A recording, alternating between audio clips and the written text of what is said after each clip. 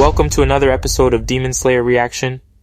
In this video, we will be uncovering the backstory of Hantengu, the former Upper Moon 4, giving answers to most of fans' questions like who replaced Hantengu after he was killed, and who defeated the former Upper Moon Four Hantengu, and so much more. Ensure you don't miss any part to fully understand and get all the answers. If you enjoy our Demon Slayer contents, and you want us to keep it going, just do a quick like, subscribe, and comment.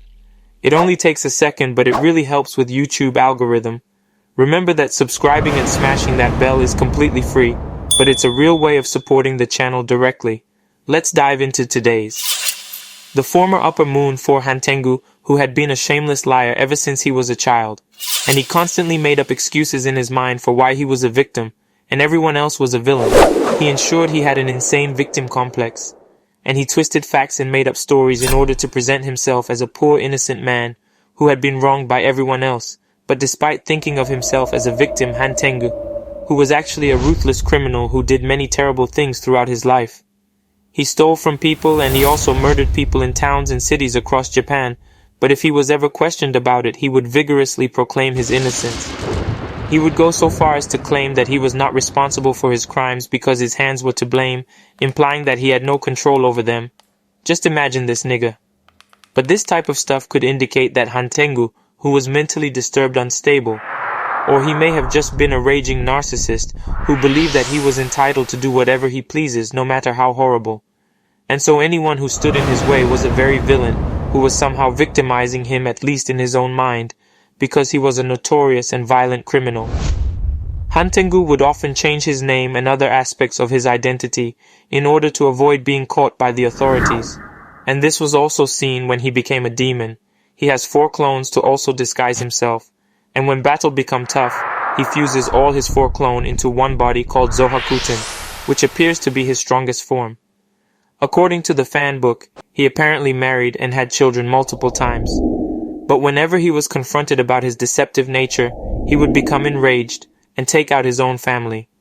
He would then repeat the same cycle over and over again. Hantengu, who was apparently around 87 years old when he became a demon, and this happened after he was finally captured by a magistrate and sentenced to death for his crimes.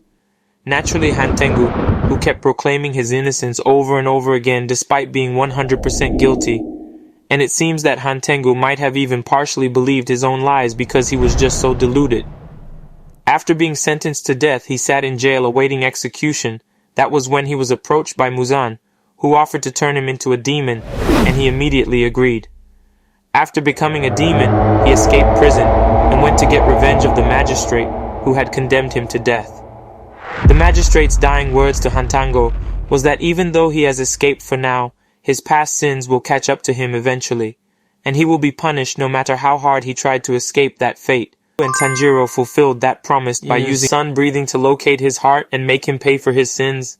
Lastly, Hantengu was replaced by Nakim, the controller of the Infinity Castle. If you have not watched Nakim's backstory, please, the link is down below. Don't miss any part, for it covers all parts of her life. Please, if you enjoy our videos, don't be shy. Give this video a thumbs up and subscribe to help our channel growth. Stay tuned for the next episode on Upper Moon 6 backstories and why their abilities. I love you all. Thanks for watching.